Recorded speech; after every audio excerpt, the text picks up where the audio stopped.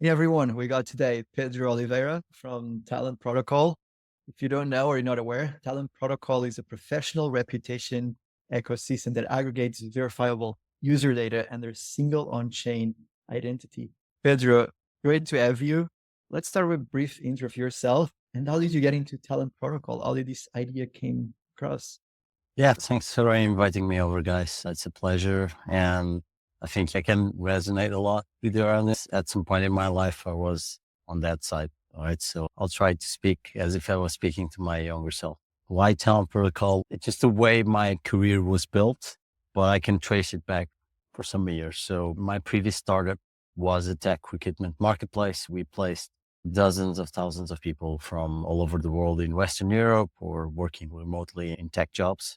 And the thing is, we wasted so much time and energy on data. I think the hardest part of our job was making sure everything was right, making sure that the data was verified, legit. And my main feeling, and well, I could back it up with some data, was like we could have done a 100x better job at matchmaking if we had data. I've been building in the HR technology sector for over a decade now. And this is a common problem to anyone in this space. And I was surprised when I exited my business back in 2020. I was surprised, like, there's not that many HR technology builders out there. It's not a super exciting vertical. Let's be like that. It's not a super exciting industry. But I was still surprised, though, not that many of us were using blockchain technology when natively it can fix many of these issues. Like the data, if it's on supported by blockchain tech, it can be verified, can be portable, interoperable. All of the baseline problems we had building at least my previous business and many other businesses that I knew could be fixed by that. So that was the reason why we came into this industry. And then we found out about crypto, like crypto as in crypto incentives, and also using crypto as a way to create new types of data. And this is like what we call nowadays like the on-chain economy. And realize, oh, this is like a new internet that is being built as we speak, and we're part of that as well. And all these data points are really interesting for assessing talent data and making sense out of talent data. We are like web agnostic. So what does it mean? It means that data related to talent can be anywhere. It can be in our brains. Actually, that's one of the most important types of data. The best types of hires usually come through referrals, and those data points are just in our brains. They don't live anywhere in the internet. They're now like the Web3 data. They're the Web2 data, like GitHub is a great social platform for devs. And you have a lot of interesting data points in there. There's Web1 data that's quite easily accessible. And there's also Web0. There's a lot of data that is not in our brains, but can be in a paper or it hasn't been digitalized yet. So we're agnostic to all of this, but obviously it's easier to work with Web2 and Web3 and try to use crypto incentives to bring in this brain data and put it on chain. And this is like how I got in here. So we came to change an industry. And then while we were building Talent Protocol, we thought like most of the use cases using our data would be like matchmaking or anything HR related. And then we started seeing use cases like people using the talent data and the builder score in particular to gate events or using it as a way to calculate new types of scores like loan scores, in essence, to create some sort of under collateralized loans for builders. So that's the power of putting your data out there, but also making it easier for these apps to add data. If it's interesting to add data to your data set. Imagine if LinkedIn opened up their data, it would be amazing. They would also be demasking themselves, as in most of their data is bad data and verified, packed with bots. So that people still pay for it, pay a lot for it, because it's still like a de facto place where people go when they're looking for work. But imagine if they did that. I think the only reason why they don't do it is because it may jeopardize their existing business model. But if they did, it would be amazing. And maybe through Talent Protocol, we can also change the industry by convincing the other players, Indeed, LinkedIn, and others, to open up their data because it's just gonna make things easier for our own industry.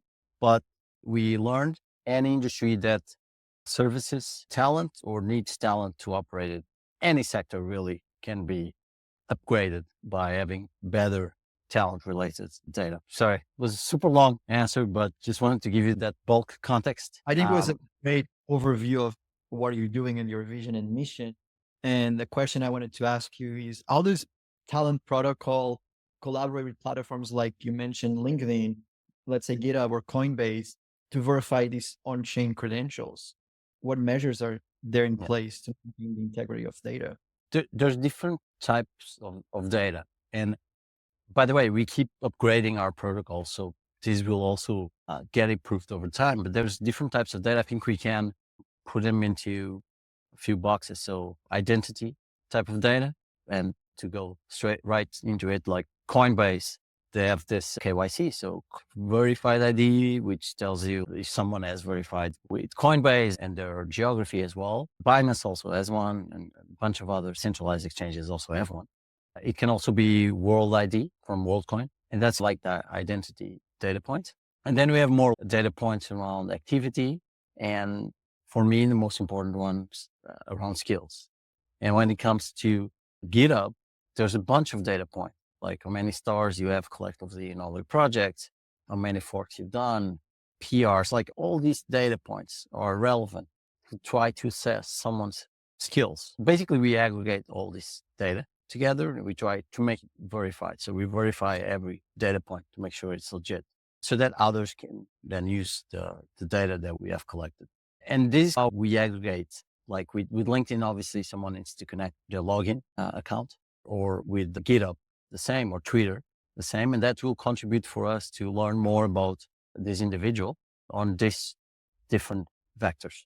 The way our protocol is going to evolve is going to be more permissionless. So for instance, you guys could create your own score based on data points that you think would be relevant for you, for your own community.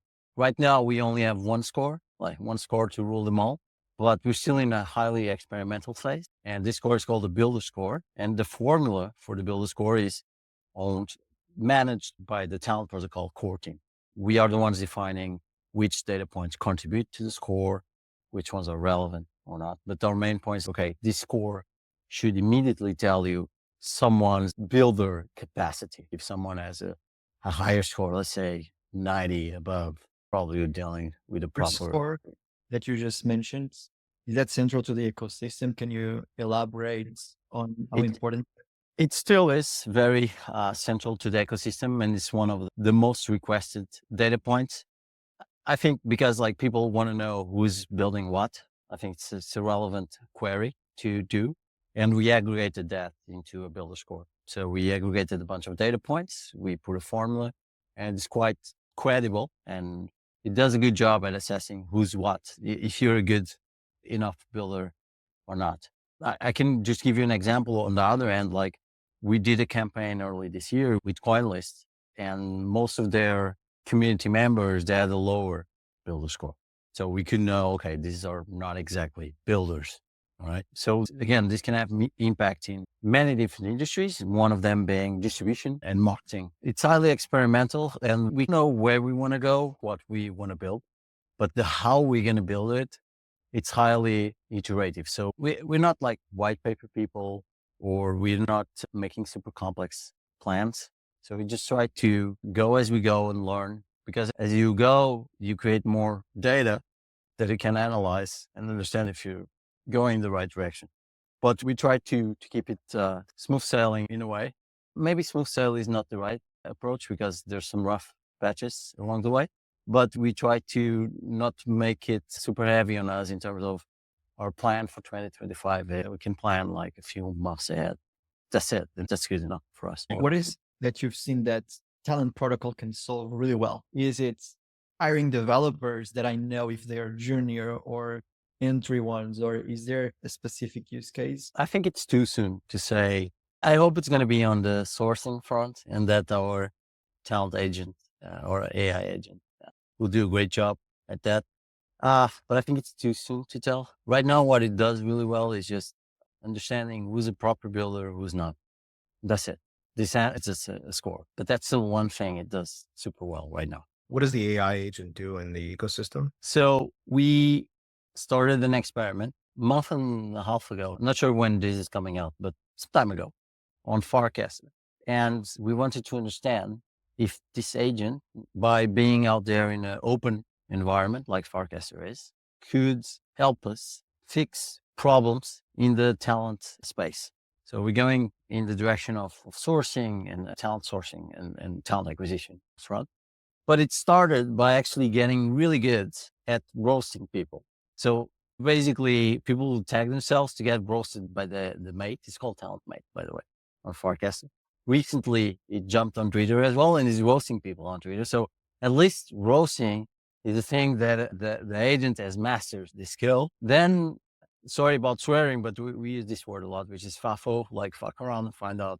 It ended up launching. We thought he only launched one token, but apparently he launched 5 tokens with Clanker on Farcaster. We had absolutely no say in that. The mate has an API key, a wallet. We put some talent tokens in there, and there it went. We did run some experiments on sourcing, and it was, I cannot say successful yet. We need to run more experiments on it, but he was able to, based on a short description from a client, like I need someone, I'll give 2 ETH for someone to do me a page for a meme coin. I think actually this was the description. And the mate put a bounty out there. Okay, I'll give 1 a talent for people who refer other people. So people started referring themselves and other people. And the mate reviewed all the profiles, all the data, including people that didn't have yet talent passport, and ranked them. And in the end, presented a list of, like a short list of 3 candidates to the client. It's still super early days, but this is where I see the potential of AI and crypto coming together, creating the right incentives to bring that data that is nowhere, like that exists in our brains. Okay, who would be a good person to do this? And put that into the sourcing equation. That's what we're going to test next with the mate. So a bit more of a serious experience, because roasting is fun, but it's doubtable the business value it brings besides happiness and just being fun.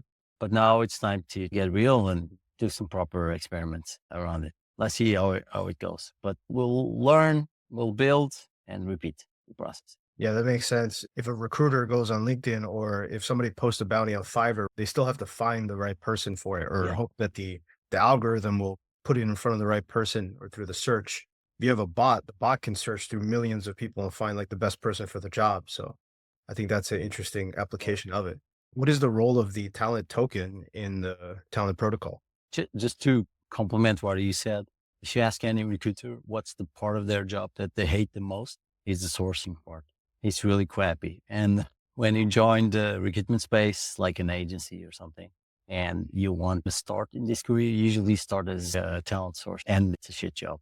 Now, to your question on the talent token utility, we're going to implement several of them, but so far you have the vanilla ones, like it's being used for some DeFi protocols like Arrow or Beefy. Probably we're going to do something more like DeFi stuff. We're going to ship something which allows you to get some yield with talent by bringing this data from your brain into our protocol, as in, okay, I'm going to stake on someone's skill to double down. Okay, I really trust this person to do it. So we're going to make an experiment with that. Hopefully it works.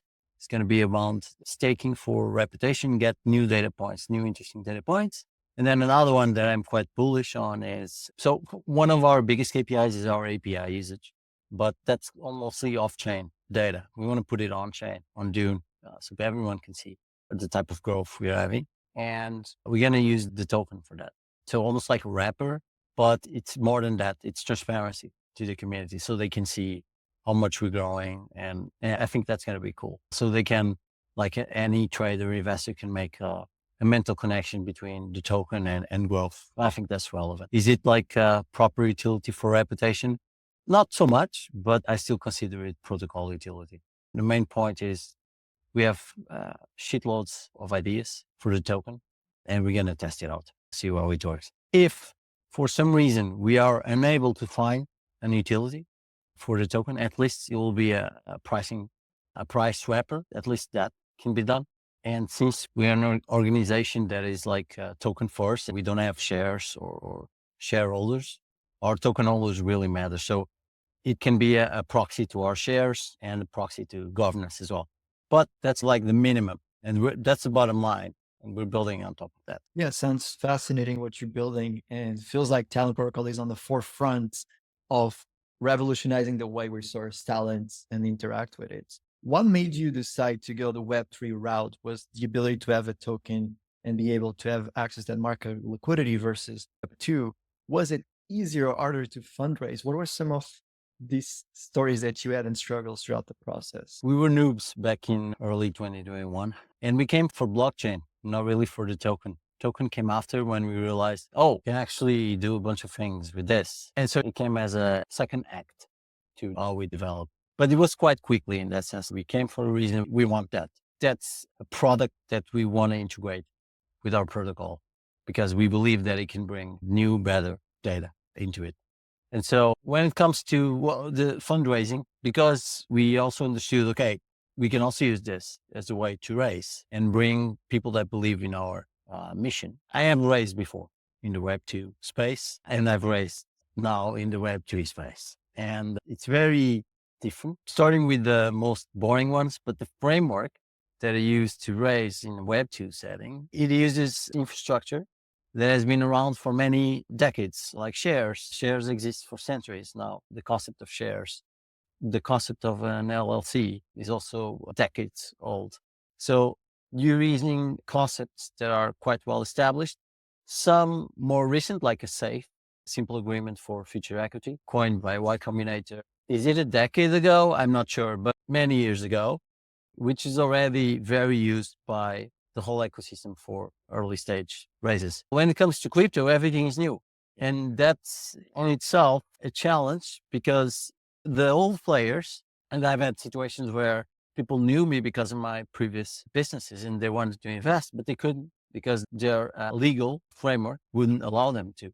And I was like, okay, it is what it is. So that was a challenge. We couldn't let in some people for a very basic reason. And then crypto still attracts a certain type of persona as well. So it's hard to filter them. I wish I had the builder score back then in 2021 and 2. That would have helped me filter. So you got to be mindful of that. I think it's gotten better. I think crypto is more serious as a business nowadays than it was in 2021. We can blame the SEC and Gary Gensler for doing a disservice to the SEC and to everybody in the industry. But that happened for a reason. It was a challenge to understand what was the best approach. I made a lot of mistakes. If we had a time machine right now, you would be able to go back to that first version. What would you tell to that Pedro before starting Talent Protocol? Just one thing. Oh man, I would really say, look, you're joining a new industry, filter harder, try to be more suspicious. I think half the work is surviving. So we've clearly done that despite all the mistakes. So in other way, I would say, you know what, kid, I say kid is like 4 years ago, but you know what, man, you got this. Trust in yourself. Be more mindful of who you work with. Because Founders, crypto can be. yeah, I was going to ask the founders listening, what do you think is part of that filtering process? Is them meeting their investors in person, co-founders, or what do you think should be part of this due diligence process? Because everything is done over Telegram or online and people can just disappear and you trust your funds or with XYZ, right? I think I've made mistakes on everything from founders, advisors, investors. I made mistakes on all of those. When it comes to founders, be really aggressive in making sure there's alignment at the values level. Your value system is aligned with other people who work, or you're going to build a business, a new vision with. And I think the best way to do that is to work with people that you've worked with before. Because my two co-founders, I have Felipe and Francisco. I've studied with Felipe back in the day. We know each other for over a decade. And with Francisco, I've hired him almost 10 years ago in my previous startup. I knew them. So that was a good filtering. And the founders level is probably the most important one, where if you make a mistake, like a fatal mistake there, it can cost you dearly. When it comes to advisors, if it was today, I would be more careful with token allocation for advisors, because nowadays I get some feedback or advice from people. And usually the advice I get from crypto OGs is interesting advice because usually that advice is no longer applicable to the new setting, to the new world. It's almost like it's outdated, that advice. And so be mindful of that because advisors can become what we call shelf advisors really fast. So it's important that your agreement is aligned with that. And be mindful if you need actual advisors. There was a crypto trend that everybody needed advisors. There was the same trend happening in Web2 many years ago. We moved on from that and here we are. I think nowadays there's less of that. If you want to be an advisor, invest. Just be an angel investor. I think that's an easier way to have someone with skin in the game, also give you some advice. You don't need that strong advisor. I think I would do it different today. When it comes to investors, I think I let too many investors in and push to have maybe less is more in this case, like having some players with more skin in the game and having some others with less, but less of them, more of the others. I think that was a mistake in hindsight because then it comes with management. You got to manage all that. Nowadays, I say I no longer have investors. I only have token holders. So they've moved on. Now everyone is treated equally. We no longer have any private chats with anyone because we want everyone to have information parity. I think that's very important for all types of reasons, from ethical reasons all the way to legal reasons as well. Yeah, I was going to say, how do you balance that? Because for an investor, if you're raising the minimum ticket size, but for a token holder, right, you can be a token holder with as little as like 0.0001 of the token. Me as Pedro, I'm not going to share any alpha with an investor that has like a massive stake compared to an investor that has little stake. Like right now I'm doing token holder updates publicly. All this information is public. So there's parity. I'm really taking this seriously. We shut down before the token went live. We shut down all the private groups that we had, which is fine to have them when you don't have an asset, a financial asset like a token live, especially in our case, when that asset is a representation, a governance representation as well. It's important that regardless if you have a fractional, a decimate right of our token, or if you have thousands of it, you should be treated equally. We could create situations where it compensates to be a larger holder financially, but that doesn't mean you have more access to information. That means maybe you'll get more yield or something like that. Or you can invest more in the platform because you have more tokens. It's an obvious difference. But I think that the most important thing is the information sharing should be the same. Yeah, makes sense. And correct me if I'm wrong, but I know you did a seed raise and that raised about a 1.5, and then you did an ICO. How was it both experiences? Did you feel was the ICO that you let so many investors in that was hard to manage, or do you prefer to do that if you're doing it again? So we did 4 private rounds and then 1 community round. I think the community round was an important moment to give a last chance for anyone to come in. And we used the builder score, by the way. If you came in, depending on your builder score, you'll get an airdrop. You want to have a larger token holder base. If you have just a handful of token holders, there's not really a market, right? So you want to distribute that. You want to diversify. I think it's over 18K, 18.5K holders right now. And our goal, even if you're giving it away, the token, which has a financial value, you want to give away to people that you think are fit with what you're building and that they will hold. Because if they notice they have the token, which will try to do things in a way that they do, their question will appear, should I sell or will I hold? Do I believe this project or not? The community sale allowed us to expand that to a lot of people. But we did make mistakes, what I call like crypto shenanigans. We did make a few of those and we did do some airdrops, even one recently, which was the distribution of something we did before the token launch.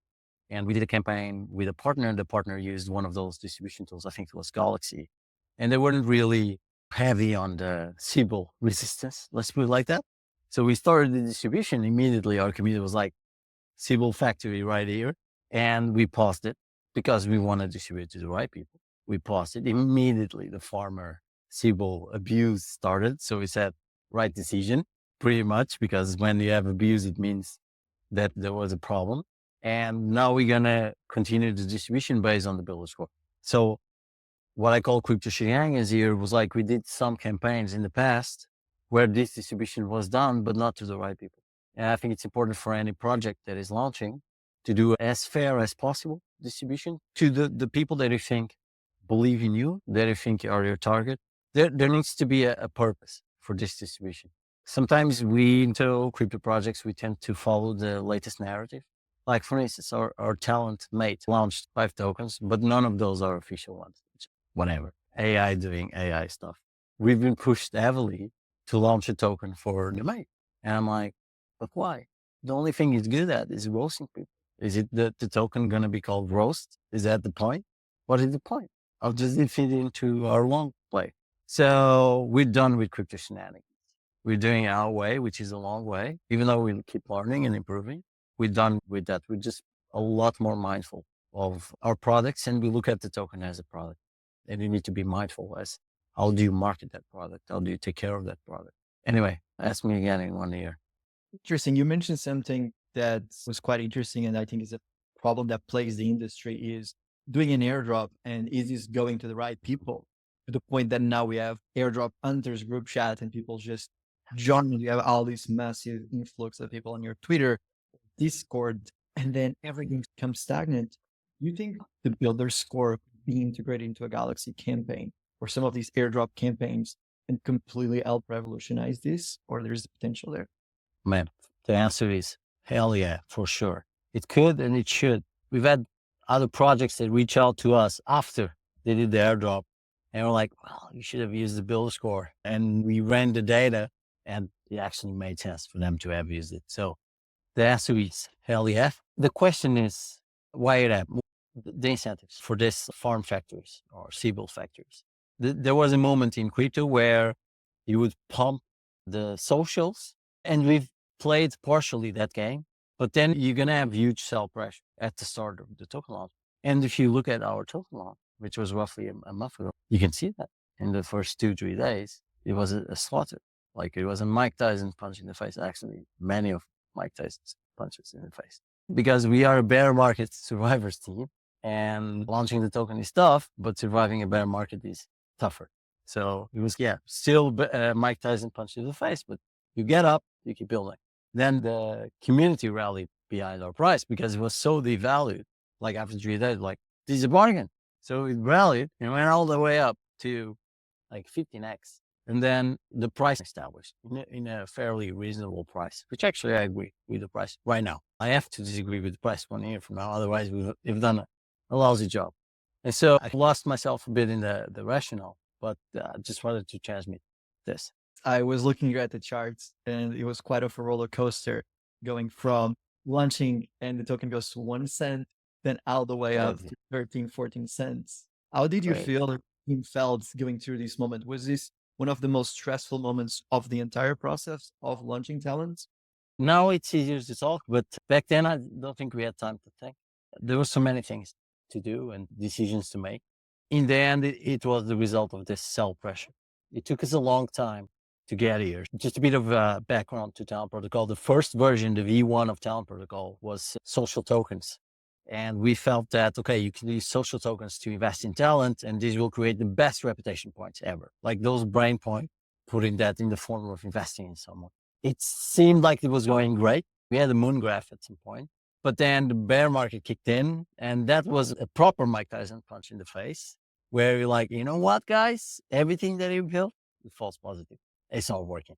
And we're like, damn. And we were going to launch a token in 2022. I'm glad it happened, because then we didn't launch, and we were able to go through the bear market with a highly experimental phase. And that's why today we are like what I told you, we're not white paper people. We were born in a bull, but we were raised in a bear, and that made us who we are today. And I think when the token got launched, and you're right, it was this roller coaster. Most of that early sell pressure was farmers and Siebels, which if I could have done things differently, I would have today. Also, a lot of fatigue. So early investors that you cannot take out from the equation fatigue, and that's normal. So in a way, we revenged ourselves, because everyone that dumped, they did a bad business decision. But that allowed the comeback story. And by the way, this was before elections. Every altcoin was going down and staying there. And we can say that we had this comeback story. Did we do anything for that? Absolutely no. We didn't do anything. was just that community perceived as this is massively undervalued. I'm going to buy it. Being part of the base ecosystem helped in the sense that we've been known in the base ecosystem as let's say, if you look at the base ecosystem, you have memes. The most known or the meme with more utility, let's put that is DGen. We love their team and what they're doing there. True OGs of the base ecosystem. And then you have the utility based coins. Who are they? You have DeFi, which is most of them, Aero, BMX from Morpho, a few others. Those three, I'd say, the main ones. And then you have Talent, because we've been building in the base since September last year. So 1 month after they launched, the base team launched the base network. It was luck that it happened to us, but you build your own luck, right? We have a saying in Portuguese, luck protects the audacious ones. We had some luck, but we built it around these years. The feelings were everything from what the fuck is happening to, again, what the fuck is happening again. The partner was supposed to do something, didn't do. I was looking here, this was 31st of October, and it was about 8 days. Thought, what am I doing with my life? This is not working. I should abandon. And you mentioned your bear market team. What do you guys always sell together to believe in this vision of Talent Protocol? I think you see that through the launch, regardless of the price action. We stood by it. Like we're long run. This is just another moment, an important one, but it's just another moment. Still day one. Jesse Pollock is always using it. Still day one, but it's serious, still day one. I think different people in our team have different reasons to believe in what we're doing, how we're doing. Like I told you mine, because I've been building this space. I clearly see this as a problem of the space.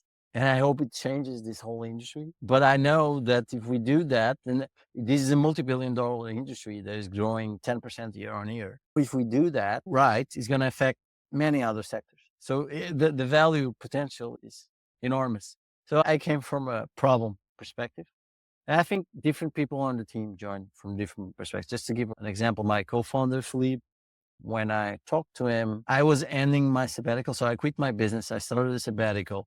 Was supposed to be a 12-month sabbatical, like the whole 2021. Ended up just being 2.5 months. And then Talent Protocol started. He was going to do it. And I was like, oh, let me just tell you an idea I had. And then he didn't do it. He was going to do something to that original model of Talent Protocol, as in having a group of people investing in him on his sabbatical. And I basically challenged him, you're just doing that for yourself. Why don't you do that at scale? And this is a bigger issue of investing in talent. And that creates a lot of interesting reputation data points. So it came from a different perspective. But I think like our original idea changed a lot over time. In the end, like every person in the team has different reasons why they believe in what we're building. Some of them are more business driven. Some of them are more problem driven, like myself. Some others more like vision driven. But I think what keeps us together, just the fact that we went through the bear market and we had what we call a redux. Redux is Latin for evolution, but we use it as in, let's make sure we stay lean and go to the gym and keep our fat low so that we can keep evolving fast. Okay, so we use it in that way. So we call it, let's do a redux. So we redux a lot of things on Talent Protocol. I think even the mission and vision got adapted a little bit, even though those stayed the same. That's why I never say we did a pivot, because those two kind of stayed the same. But the team as well. And going through the bear market made us not like a family, that's not it, but like a championship team. How big is the team? As of yesterday, we are 9 people on the team. And we want to close off the team at 10 people. 10 people in the core team. We don't want to have a large team. We actually have a huge discussion on the team. Who should that person be? Like in terms of not who the person, but the skills. Because like the larger teams, they lose speed and it's just harder to get shit done. I've had larger teams before and it's just way harder. Communication wise, everything wise, it's just way harder. And with AI nowadays, you can do so much more than you could 2-3 years ago. So why would you have a larger team? Doesn't mean you can use like contractors and an extension of the team, but that's a different thing. But to answer your question, I think the bear market made us become a championship, and championships are won over time. And I wanted to ask you something you mentioned earlier was you're one of the first building on Base. How is Base? Now we're seeing more projects, but did you find they supported you throughout this journey of launching a token? What is in terms of developer docs, in terms of raising on Base chain? Is there a lot of skepticism or it's more now norm? let's start by answering you the why we started on Base. So we came from other chains, Cello being the main one. Is like one of our advisors was like huge on Cello, and okay, they seem cool, let's go. And they are cool. Cello is very focused on stables, and we're not a stable coin project. We're more like a consumer type of product. We've always had this problem, by the way, within the crypto space. Where do we position ourselves? No one is doing things like we do. Even the HR projects usually is just a marketplace trying to be a Web3 marketplace, but it's the same bullshit. No one took the same approach. I saw this segment, maybe it's our segment, which is decentralized data, D data, was the best I could come up with to package down Burgle. Regardless, we don't care about that. We have a mission to complete. So Base, we started building on Base in September 2023. So 1 month after the launch, we did an hackathon at ETH Singapore 23. And we were building something like a crossover between a friend tech and Stack Overflow. It was called Builderfy. We won 4 awards in that hackathon. It was the most awarded project in that hackathon. And we decided to build on Base because they just started. The team seemed to look cool, but it was a bit of a gamble. Let's just use their tech. One of the projects we used was AirStack. Now they're doing Moxie protocol, and it was a big ambassador for Base. So it's like this combination of factors. Realized, right, for what are we building, the type of data that we need, that's a great place to start, to build on. It started very organically, and it just felt natural. So we started to work with the Base team. I don't know how to say this, but working with their team, they get what we're doing. If you go on base.org, everything in there is focused on builders. So there's a big KPI match between the two. And building with their team was always very supportive. Base is different from other chains because they do have some grants and stuff, but almost like all the other chains that I knew, they had a lot of grants grifters, let's put it like this. And on Base, they don't promote any of that. You just come, you build, and you'll get rewarded by building. And there's multiple ways they do, whether it's support, shout outs, some grants, eventually you may get it. We got a couple of them. And when I say shout outs to the team individually, to the organization as well, they also have something on Forecast called Base Builds, which is more like a universal builder income sort of thing. I do have a lot of other projects that they want to come in on Base, and they usually have the same approach as in other chains, which is what's the grant this, grant that, can you make money to the team? And I'm like, how do I explain this without sounding like an asshole?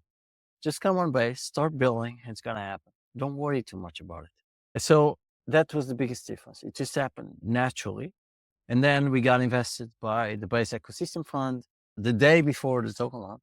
And we didn't say, well, we didn't pursue it. We were just doing our thing. And then they came to us. They were like, let's go. We are aligned, so we can be even more aligned. It's just so organic. And working with our team, we learn tons. And the energy and the execution capacity of their team is one of the best I've seen. So they're setting the bar high up for the rest, which is great. Competition is good. I just think that Base is super well positioned. Not only the team, they have the ecosystem, they have attracted builders like us that feel attracted, so they can attract and retain builders. But also the strategy they have pursued is so intelligent. They bullseye focus on the builders. They know if they focus on the builders, the rest will come. And they've been doing that and consistently giving them results. And then they got Coinbase backing them up, and Base doesn't have a token yet. And when I say they don't have any plans for a token launch, they never said never. So one can dream. Do they need a token? It doesn't matter. We'll keep building on Base anyway. My advice, if you want to build on Base, just come on in, start building or creating. If you're a creator, like videos and stuff on Dracula app, on MoshiCam, whatever. There's so many. I'm not a creator myself, so I don't know where to go, but there's at least these two I know. But there are games, DeFi, Aerodrome is huge. Moonwell is huge as well. And I think latestly with AI agents, Virtuals protocol is huge as well. 1B plus valuation. So yeah, they've been doing the right things. Makes you wonder in a bit over 1 year what they've achieved, what they're going to achieve in 5, right? Do you think they are the right chain in terms of scalability? And you never face any scalability issues with Talent Protocol? We had a few back in the day, but their team was incredibly supportive. And they have this metric every week they try to improve scalability. So I think their team is very strong at the technical level, and they are OP stack aligned. They are Ethereum aligned, which we like. We were there, like Cell was a layer 1, now he's moving to a layer 2 on the super chain. So they're super chain aligned, which is good. I don't think they will have issues there. But let's see what time will tell. And on a final question, looking ahead, what are your aspirations for Talent Protocol? How do you envision the platform evolving along the next upcoming years? Internally, we have our targets. They're very boring. I'm not going to bore you with those. Externally, we want to be like wildly and widely known as the go-to place for any talent data. Whether you're an indie hacker and you're building something, you can call on us.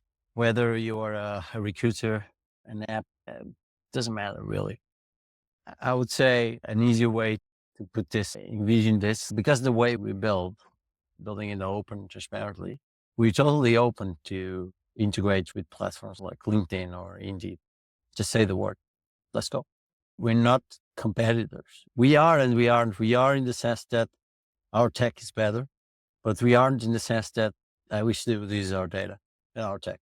That would be a nice one. If LinkedIn a few years from now, like, oh, Talent Protocol, maybe we should collaborate. Okay, let's see if that makes sense for us. But that would be a nice one to see that. For sure. And whether I'm an indie hacker or app developer or founder, where can I find more about Talent Protocol? Talentprotocol.com. Just go there. You have links to the docs in there to start building. If you need an API key, you have the request in there as well. To start on building, it's quite simple, the API. I think the most interesting data point is the builder score, but people have been using others as well. Whatever fits your goals, we're here to support you. Are you guys also on Twitter? I'm very active there. Yeah, quite active on Twitter. The farmers are hunting us.